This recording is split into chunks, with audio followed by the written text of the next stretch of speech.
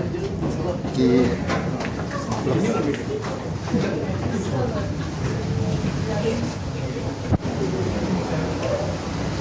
ya ping do.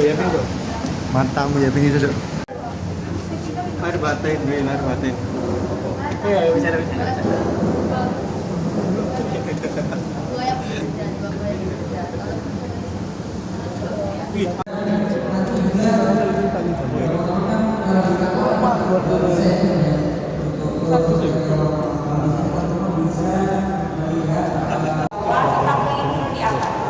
Nah, jadi teman-teman yang suka-suka foto, video, dan di-upload di Instagram, nanti tag kita akan kita upload, akan kita post.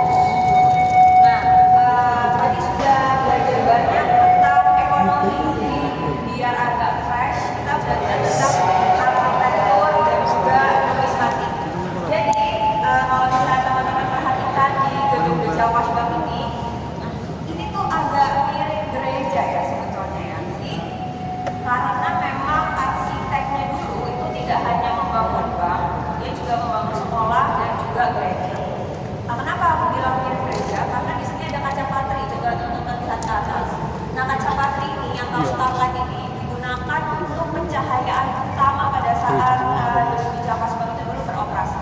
Karena gedung ini dibangun tahun 1829, bisa dibayangkan ya 1829 itu belum ada wifi, belum ada internet, belum ada electricity, belum ada lampu. Jadi mereka pure mengandalkan pencahayaan dari kaca patri dan juga jendela. Nah, sebenarnya teman-teman, kalau bisa dilihat bangunan ini itu nggak simetris, tapi ada beberapa part yang simetris, yaitu pilar-pilarnya. Jadi pilarnya antara satu dan yang satunya tuh pastikan ya berdampingan ya supaya nggak roboh gitu. Tapi itu juga sebagai ciri dari arsitektur yang digunakan. Jadi nama arsitekturnya itu Neo-Renaissance. Jadi Neo-Renaissance ini baru muncul di tahun 1907 yang kemudian akhirnya mengubah arsitek dari gedung ini. Jadi yang pertama dulu itu sebetulnya pintunya ada di sebelah kanan teman-teman atau di sebelah kiri saya, ya sebelah sana ya. Setara jendela itu dulu pintu. Jadi kalau nanti teman-teman keliling kota lama ya ke area sini, itu tulisan Jawas Banknya juga di pintu yang di sini tapi di sebelah kanan. Diubah ke tengah karena konsep Renaissance itu semuanya harus serba simetris. Jadi pintunya di tengah. Nah, kalau kita perhatikan ya sisi jalan ya. Kalau kita perhatikan di pintu putar ini, pintu putar ini dibuat dari baja ya teman-teman. Dibuat dari baja kenapa? Jadi supaya aman. Jadi ini adalah salah satu dari security system yang digunakan di The Jawas Bank dulu. Jadi kalau misalnya keluar dan masuk itu tuh nggak bisa cepet, nggak bisa bersamaan, nggak kayak di Tunjungan Plaza mungkin ya. Kalau di TP itu kan udah otomatis, jadi kita masuk keluar ya udah kita masuk jalan gitu. Kalau misalnya dulu nggak, jadi benar-benar harus didorong untuk bisa masuk dan keluar. Itu gunanya untuk security system. Kemudian yang unik lagi adalah tiles atau tegel yang sekarang teman-teman injak. Coba perhatikan ada beberapa warna. Yang paling banyak kan warna merah bata ini ya, warna hitam, hijau, putih. Dan di depan lagi, di tempat narasumber menjelaskan itu tilesnya beda sendiri. Di depan itu warna abu-abu, hitam dan putih. Jadi orang-orang Belanda itu sangat memperhatikan estetika, kemudian juga kegunaan dari setiap barang ornamen yang ada di sini. Jadi untuk tegelnya, fungsinya adalah warna-warna itu difungsikan untuk membedakan section pembelajaran. Jadi mereka tuh tidak banyak menggunakan partisi. Partisi yang digunakan kan hanya kayak jenis-jenis ini, tapi itu nggak banyak. Jadi mereka biasanya hanya akan menempatkan kursi dan meja itu di tile atau di tegel yang warnanya merah. Kemudian yang depannya abu-abu itu beda sendiri karena di depan itu untuk bosnya. Jadi bosnya ada di sana. Kemudian ada area semi pabrik yang lebih tinggi, fungsinya untuk monitor orang-orang yang kerjanya di sini, staf yang ada di sini. Kemudian tegel yang warna hitam ini memisahkan area kerja dengan area nasabah yang masuk dari pintu tengah sini ke sebelah sana. Kita sekarang ke sana ya. Ini area transaksi.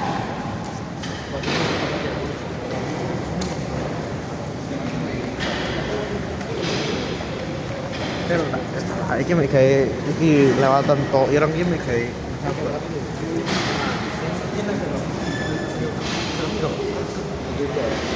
Ini area transaksinya, silakan kalau mau foto.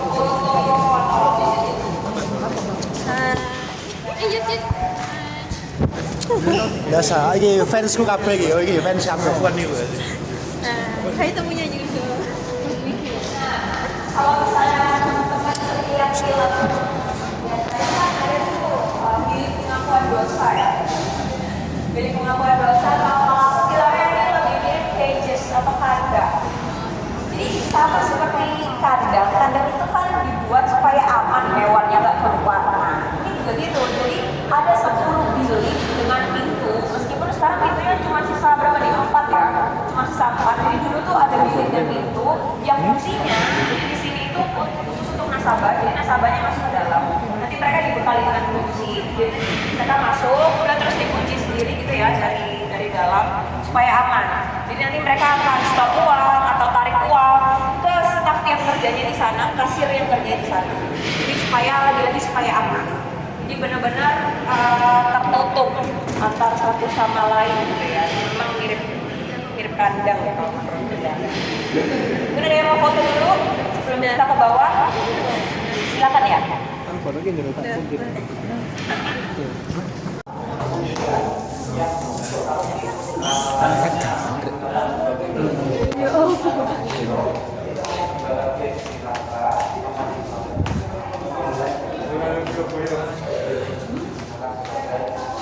Bu paling aku tuh kutu pahlawan aku.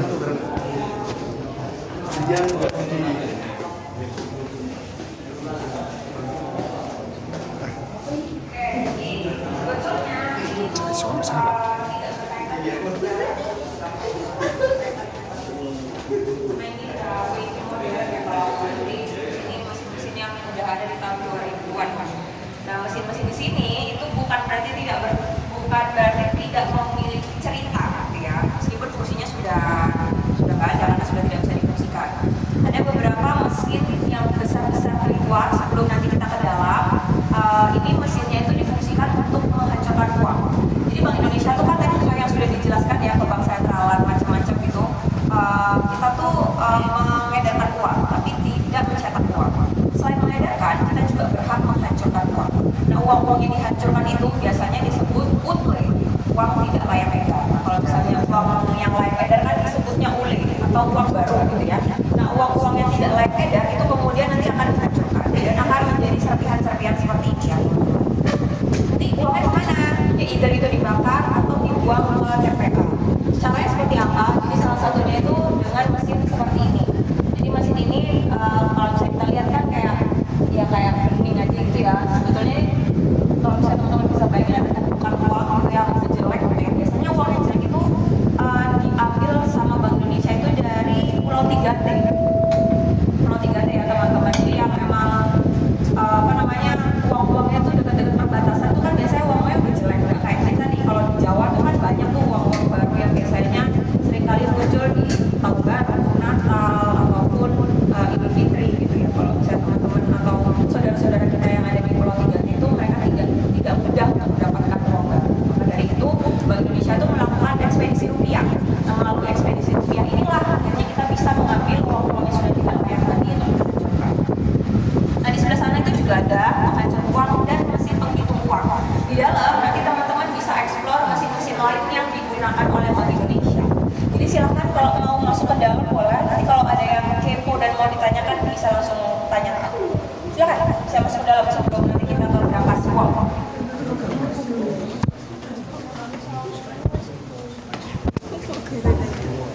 Carry hilang benar.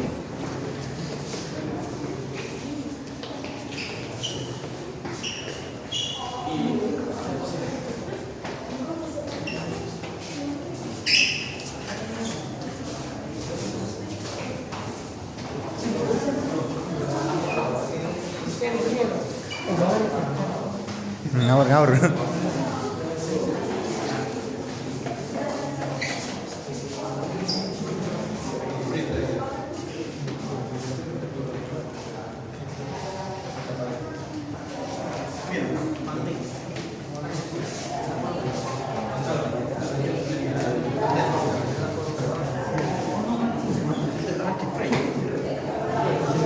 Oh ini. Uang lokal.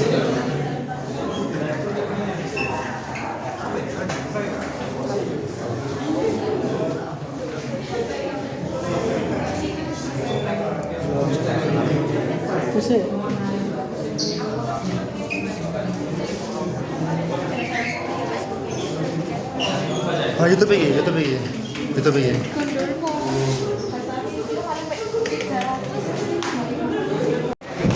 lagi ke museum Deja First upload ya Yud, gak mau upload beneran nih. Iya. Gak upload nanti. Gak mesti. Yud sabar. Engko dhek njaluk awakmu kon ngupload tapi kono aja Yudo. Iki video kabeh iki. Ya iki. Iki lho, iki apa sapa? Wacan. Iki apa? Wacan lah wis gede wacan. Cek gabut ya aku mau coba. Ini ada Wira. Materine iki. Wir.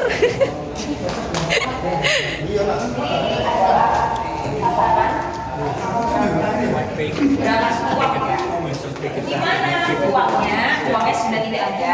Tapi dulu uangnya itu disimpan di sebelah kanan teman-teman yang kayak penjara warna kuning ini ya. Di situ ada sekat-sekatnya warna kotak. Nah, disitulah dulu uangnya ditempatkan. Cara loading uangnya seperti apa? Cara loading uangnya ada dua cara. Yang pertama lewat pintu berangkas yang ada di depan.